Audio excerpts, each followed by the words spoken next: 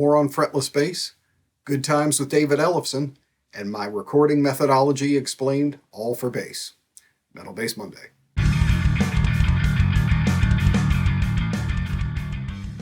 So lots of news and lots of upcoming for this week, so let's get to it. So first up is, if you are not liked and subscribed on the channel and have that bell hit, make sure you do it, because something coming up tomorrow you don't want to miss. Patrons already know this, and if you are a patron, check your account. You've got early access to everything, but David Ellefson from Megadeth stopped in and gave a spectacular interview chock full of tons of information. We covered everything from recording, the difference between recording and live, the difference in gear he used on different albums, technique. He actually broke down a couple of parts and talked about how they were played, pick versus fingers, advantages and disadvantages, how to be a music industry professional, a ton of different topics. Really, really cool interview, and that will be coming up tomorrow. Patrons, you have early access. Plus, for patrons, he not only did an additional question, which I usually put at the end of interviews, for patrons only, but did an entire extra segment breaking down two classics of Megadeth's that I did an analysis on, which, by the way, his profile that I did on him and my analysis of the Conjuring and My Last Words are linked down below if you haven't seen those already. But he broke down that stuff and covered another good section just for the patrons, so that was very cool of him. Great stuff coming around, and it's well worth the watch. So one of the really cool things about doing this channel is it pushes me to go and do things like this and reach out for interviews and stuff. And you get to have moments like this where a guy who was a big influence for you and somebody you really admire tells you that he watches your show, checks out the stuff, and he likes your videos. I did an analysis of The Conjuring and My Last Words, your bass tracks, isolated with guitar. I love how you do that, by the way. I really appreciate that. I love your videos. It was nice to see. So I took a quick minute there to deflate my head and get it back in here so I could fit it inside the screen. So let's keep going. But seriously, Dave's interview was really cool. Definitely worth watching. Make sure you get that alert or check back tomorrow. Make sure you check it out. Good stuff. And again, if you want the additional content, subscribe, star, and Patreon links down below. Now, in other news, next up, I've submitted two things for Guitar Interactive, and the gear reviews are flowing again, so that you guys know what's coming up. You'll see them on the channel as they are published in Guitar Interactive, but in the next issue, I did a complete PJ shootout with everything EMG makes. I did the original classic recipe that we're all familiar with, and then I did the PJX, PJCSX, the ceramic and steel version, and the PJAX, being the Alnico version. Contrasted them all with the exact same musical example. I did graphs showing the EQ comparisons exactly, and talked a little bit about how the feel was and things that don't translate in the video. I think I did a pretty decent job on the shootout and some good references, and in fact, you can see all those monsters right behind me, all the pickups lined up.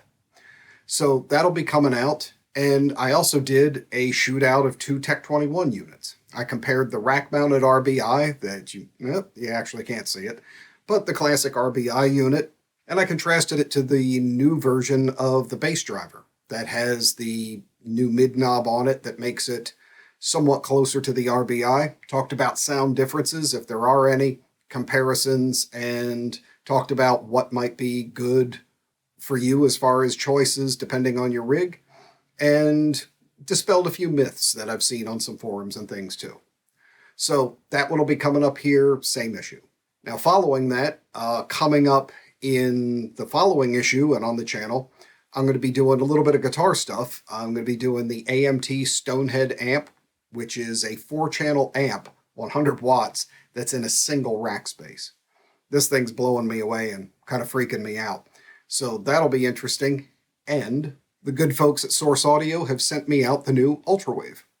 This one's proven to be pretty interesting too. I'm going to be doing a pretty deep dive before I finish up the review, because there's a lot in this one, but so far really cool and interesting. So those will be coming before too long too, but just some early notice for you guys to know what I'm going to be reviewing on the channel and on Guitar Interactive. And finally, patrons already know, but another major bass player interview is going to be coming up the following Tuesday. And that one's going to be real cool too. So again, subscribe, jump in, join the community. And for that additional stuff, the patron pages are there. But you definitely don't want to miss these real cool pieces of information from guys who've lived it for decades. So with that all out of the way, let's get into some of the topics. Now, after some discussion in the comments and some stuff on other forums and things about fretless bass that I covered in the last Metal Bass Monday, a number of people asked why I suggested more non-metal references for getting started and getting your chops together than I did metal. It's one simple reason, is with as fast as the notes go by in metal, and especially some people wanting to tackle like death songs and things like that, you really aren't going to get as good a handle on getting your intonation and your technique down because the stuff moves by so quickly that you're not going to hear the difference a lot of times if your ear isn't tuned to it yet. And most people aren't going to hear the difference that much either. I mean, we have to be honest, we can cheat a little bit, although it seems like it would be harder to play faster. A lot of times playing really quick, people are only going to notice a couple of notes here and there if you're really out. It's where you land in your grooves and things that people will be able to pick out if you're really kind of a crap fretless player or not.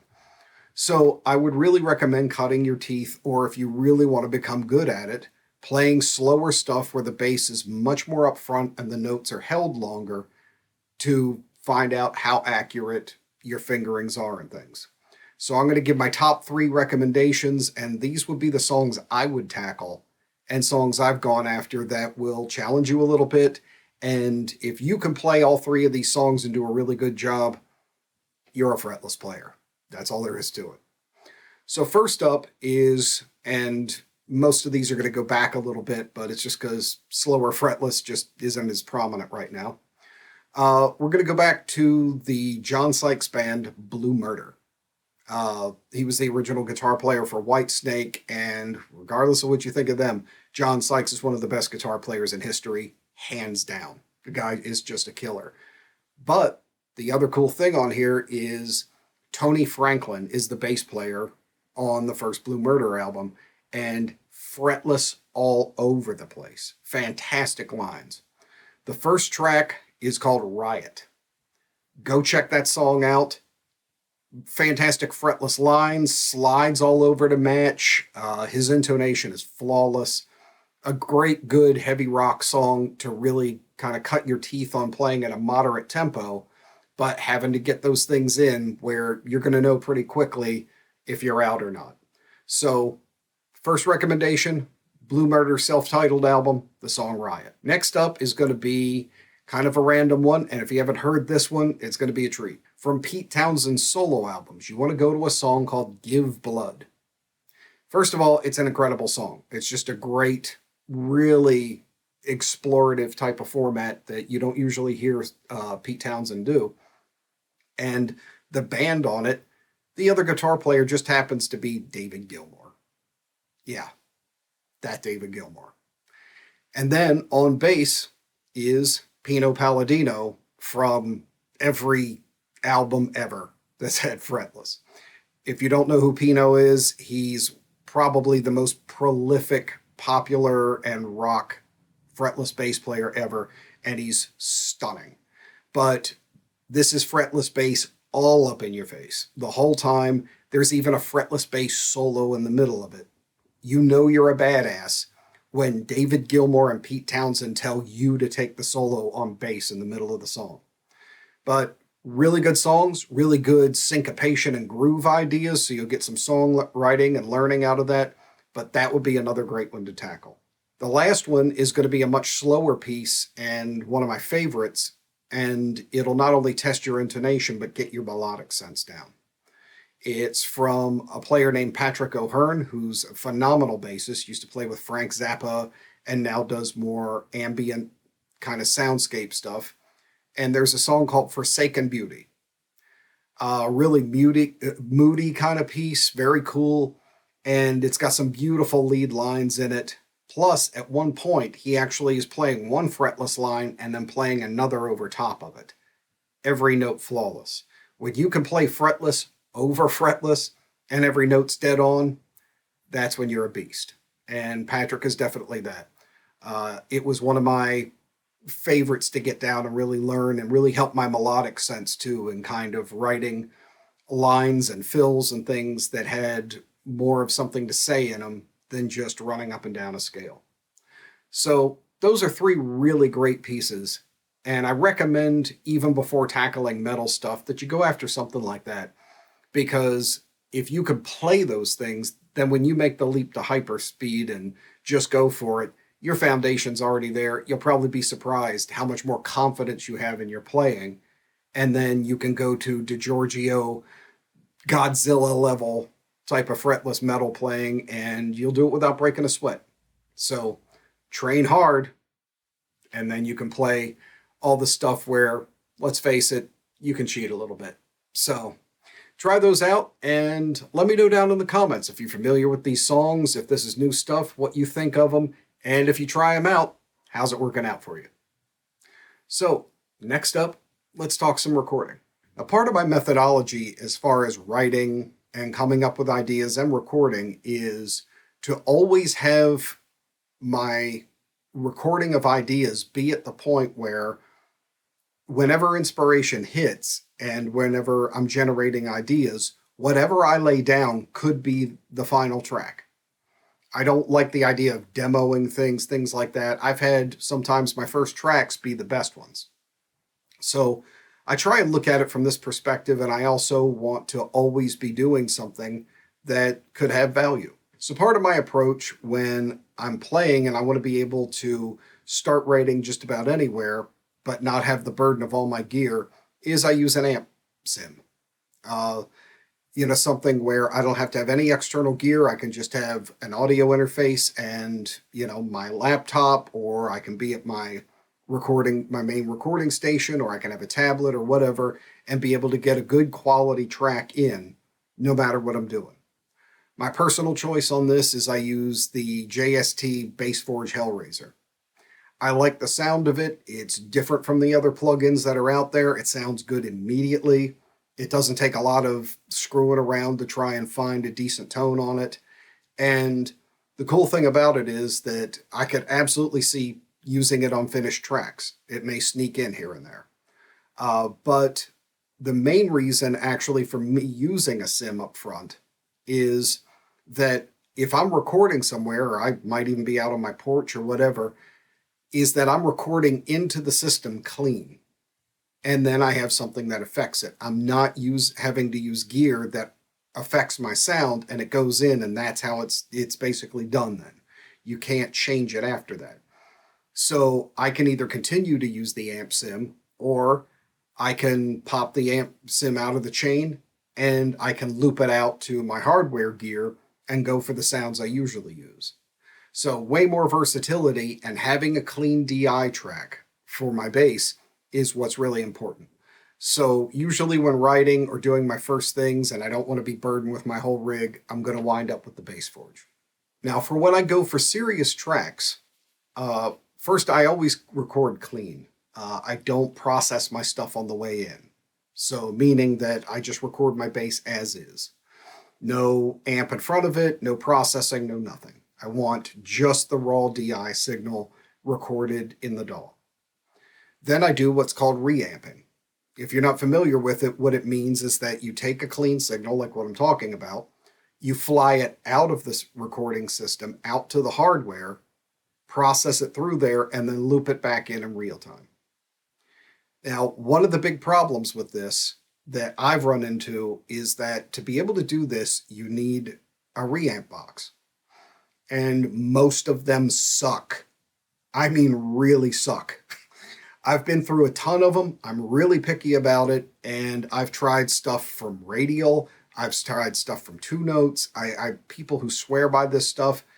And I'm sorry, they have never accurately done my sound the way it's supposed to be. And my biggest problem with most of them is that they change the amount of gain that the signal has on the way out to the unit, so then it sounds completely different. Like it's not the same level, it's not the same kind of amplitude of the waveform. Yeah, I've gone through tons of these things. I've even gone in and modded some. I've built my own. It's a massive pain in the butt. And you can't go directly out from your sound card without the reamp box, because most of them are line out, and a line signal is not going to go into your pedal or your rack mount piece and sound like the guitar going in. It's a completely different level. So a reamp box is really important.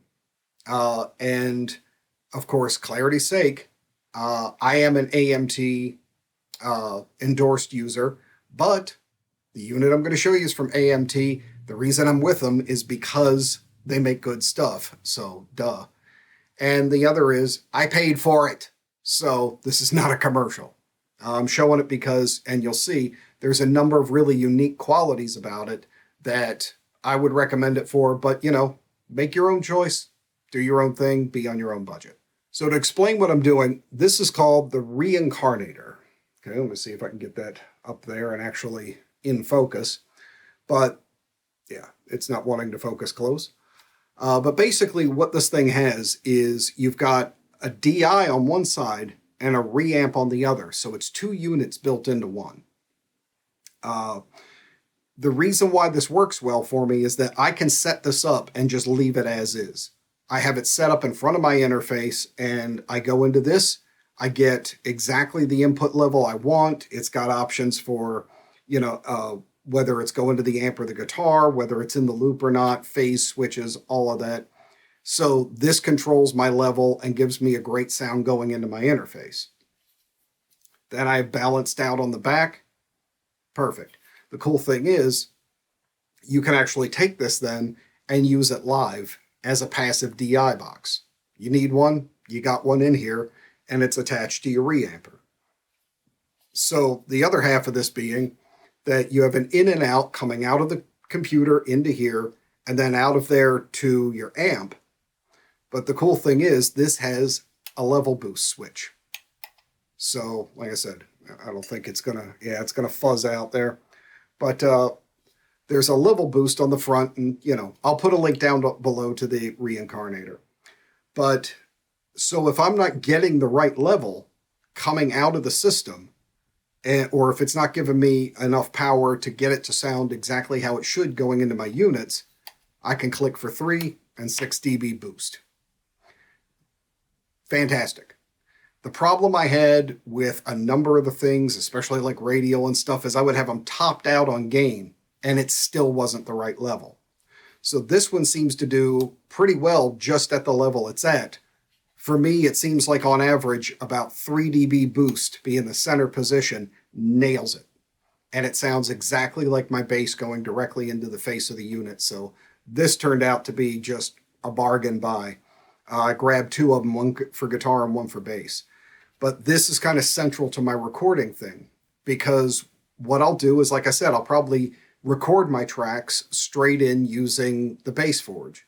Then when I'm ready to really start doing my sound, I fly it out into this, comes out the back, goes into my pedal board or goes into my RBI rack, flies back into here. This goes back into the interface, so basically a giant effects loop. And then I can sit there and play the track and, put it on a loop and sit there and go through each one of my dials and really nitpick and get the sound exactly how I want it. Which is a great one too, because you don't often get that. What you get is you set your sound, then you play, then you're stuck with what's in there.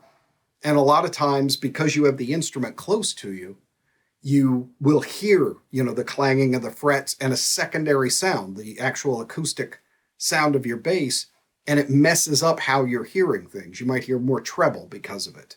Or you might, because you feel more resonance by holding it, think there's more depth or low mids than there is.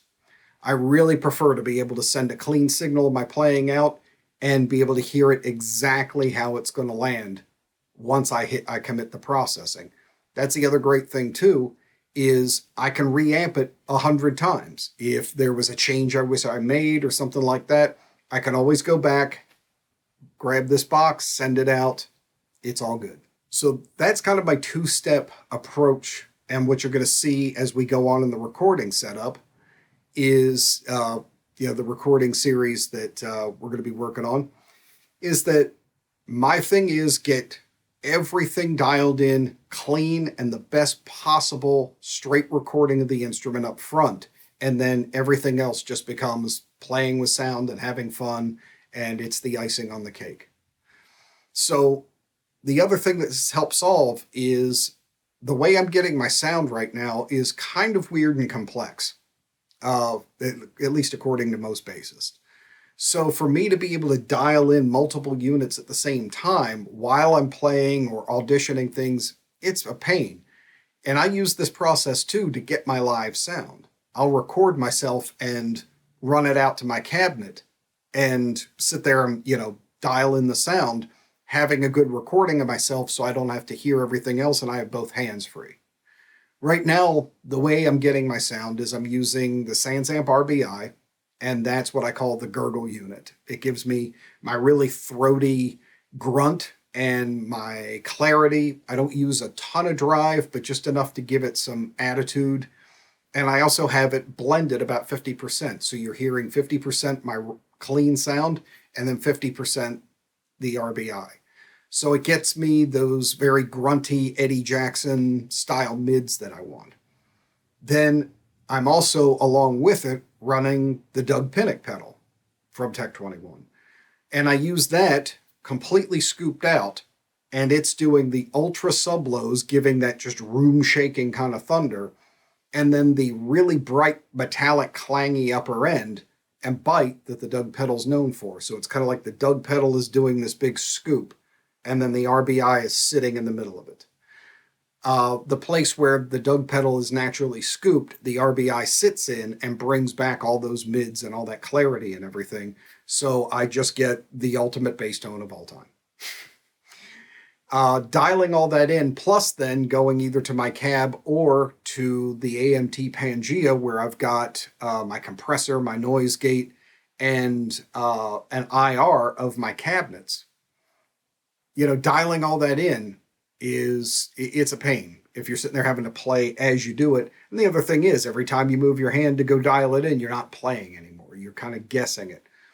So that's kind of how I think about everything. It's really everything starting with a clean DI, ideas getting recorded, final tones getting completed, and live tones getting dialed in, all come from reamping. And if you get a good reamp box, I recommend that one. This is what can solve all those different problems for you. And the other cool thing is if you've recorded something and you just absolutely love the bass sound you got on an album, then doing this method, you can exactly replicate that going through your gear and just take time and tweak it out instead of sitting in a loud rehearsal room or whatever kind of crap you're doing. And then you've got album quality tone coming out of those speakers. It's not guesswork or sitting endlessly at the rehearsal space or at sound check. You are dialed in before you ever leave the house.